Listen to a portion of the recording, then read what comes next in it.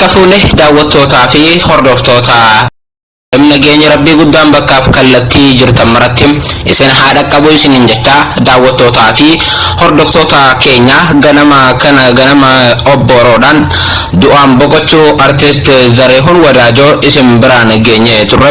Artist Zarihun Wadaajo jarraa walakkaadhaaf aartii Oromoo keessatti nama shoora olaanaa baatanii fi qabsoo Oromoo keessatti gahee olaanaa kan qaban yoo ta'u, artistiin kun ammoo guyyaa kaleessaa galgala du'aan boqochuu isaa kan isin biraan geenye turre. Du'aan boqochuu artistii kana pirezidaantii mootummaa naannoo Oromiyaa obbo Shimallis Abdiisaa, durataa itti aanaa paartii koongiresii federaalawaa Oromoo fi gameessa siyaasaa Oromoo kan ta'an obbo Jawaar Mohammad, akkasumas immoo barreessaa ol aanaa IGAD kan ta'an Dr. Warqinaa Gabayyoo, akkasumas immoo namoonni gurguddaan adda addaa du'aan boqochuu artistii kana irratti gadda isaanitti dhagahame fi akkasumas immoo gamaaf gamana ergaawwan adda addaa dabarsaati jiru. Ergaawwan isaanii kan isin biraan geenyu ta'a. Gama biraatiin ammoo dhimma artistii Zarihun Wadaajo awwaaluu irratti naannoon Oromiyaas wanta guddaa dubbate qabaa fi akkasumas akkamitti akka awwaalamuu qabu, akkamitti akka biyya galuu qabu irratti naannoon Oromiyaa amma gama miidiyaa biyyattiin wanta inni dubbate isin biraan geenya. Hanga xumura sagantaa keenyaatti dhaggeeffachuudhaan yaada keessan gara koomentiitiin nuuf barreessaa isiniin jenna. Kallattumaan gara gabaasa guutuu qabanneetti isin dabarsina.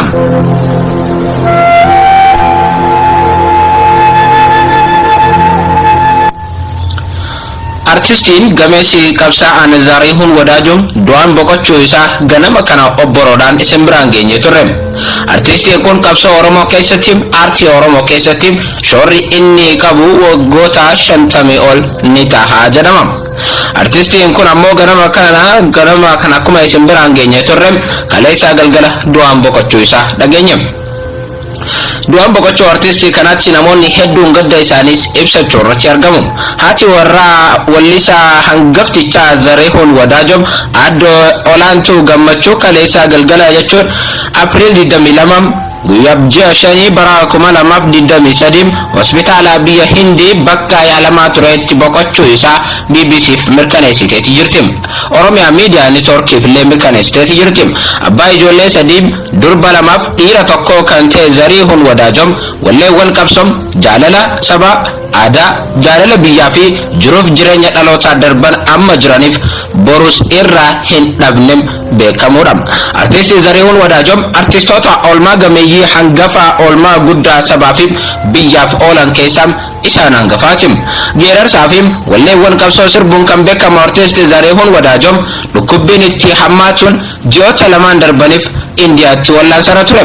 Dhibeen sirraa akka oolu isa godhe ammoo dhibee kalee ta'uu isaa kana dura dubbachaa tureera. Isuma wallaannachuuf jecha gara Hindii hospitaala Supermarket jedhamu kan geeffame ji'oota lama dura ture. Zarihun ammoo nama saba jaallatu, sabnis isa jaallatudha.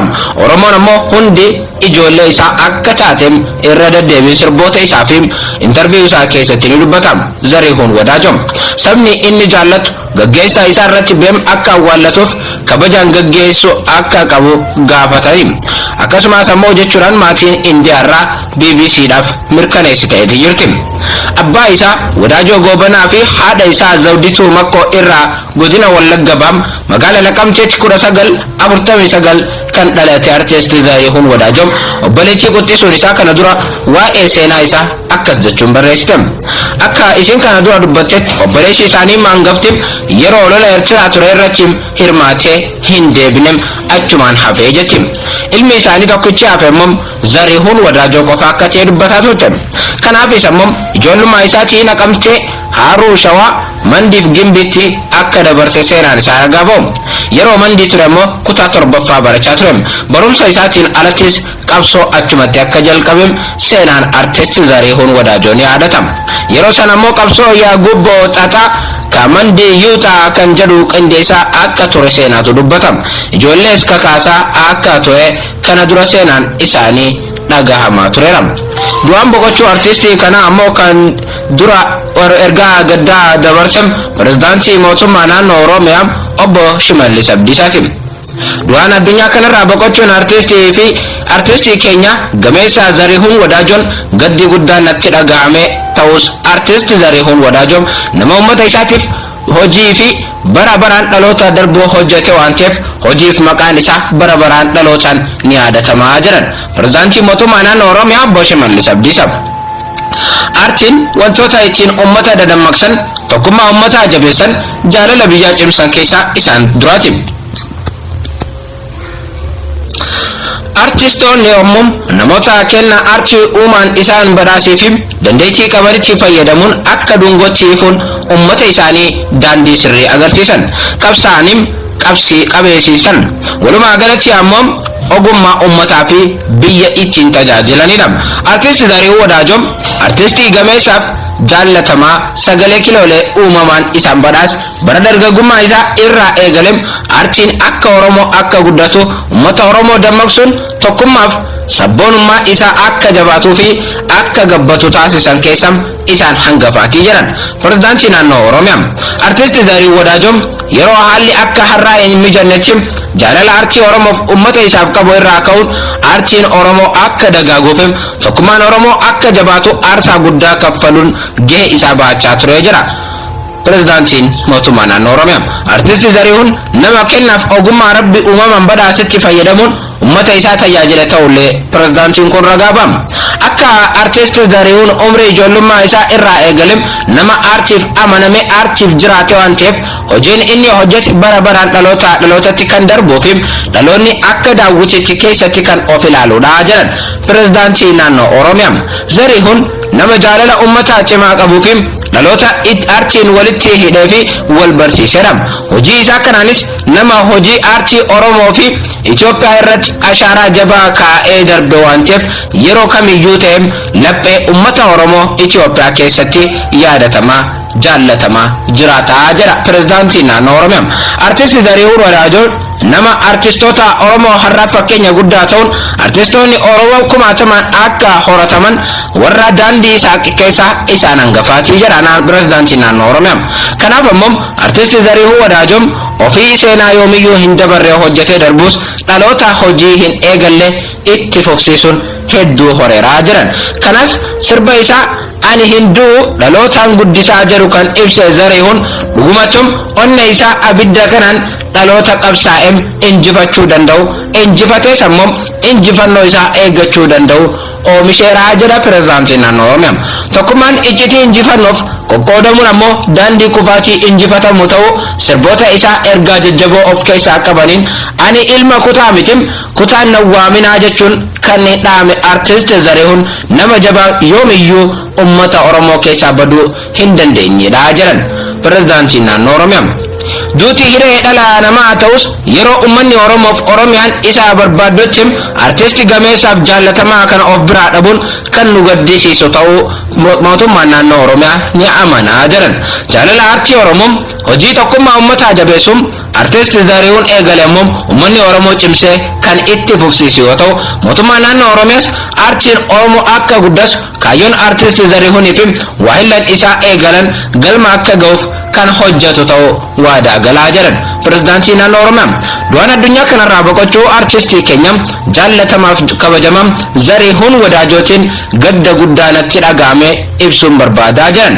Maatiiwwan firootan ummata Oromoo maraa fi dinqisiifattoota artisti Zarihun Wadaajoof maqaa koofiin maqaa mootummaa naannoo Oromiyaatiin jajjabinaan hawwaa kan jedhe pirezidaantii mootummaa naannoo Oromiyaa Obbo Shimallis Abdiisaatiin. Ebla bara 2015 Finfinnee. Ittuma fufem artisti Zarihun Wadaajoom du'aan boqochuu isaa kan gadda isaanii ibsatan durataatti aanaa paartii koongiresii federaala Oromoo akkasumas ammoo xiinxalaa siyaasaa gameessa siyaasaa qabsoo Oromoo keessatti bakka guddaa qaban Obbo Jawaar Mohammediin. Obbo Jawaar Mohammed du'aan boqochuu artisti Zarihun Wadaajoom irratti Zarihun Wadaajoom sagalee roorroof laalaa gabrummaa bilbila hawwii fi abdii bilisummaa galata kee Oromoon lakkaa'ee hin fixuu jedhan Obbo Jawaar Mohammed barreeffama fuula Facebook isaaniitiin barreessaniin. Du'aan boqochuu isaatti ammoo gadda guddaan kan itti dhaga'ame Obbo Jawaar Mohammed kanaaf ammoo ummata Oromoo maraaf jajjabina maatii fi firoota isaatiif hawweera. Nagaan boqodhu jedheeniitu jira Obbo Jawaar Mohammed. gama kaanii nammoo barreessaa olaanaa IGAD kan ta'an Dr. Warqinaa Gabayyoo du'aan boqochuu artist Zarihuun Wadaajoo irratti boqochuu artist Zarihuun Wadaajoon dhaga'u gaddi natti dhaga'ame guddaadha jedhan Dr. Warqinaa Gabayyoo. Artist Zarihuun qabsoo aartii Oromoo keessatti gahee guddaa taphatee akka jiru Oromoo miti Itoophiyaa guutuutu ragaa bahaa jedhan Dr. Warqinaa Gabayyoo.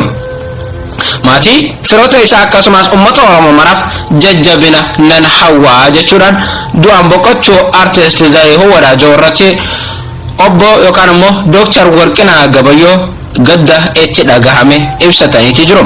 Naannoon Oromiyaa immoo akkaataa inni itti awwaalamuu qabu irratti guyyaa har'aa yaada isaa kenneeti jira.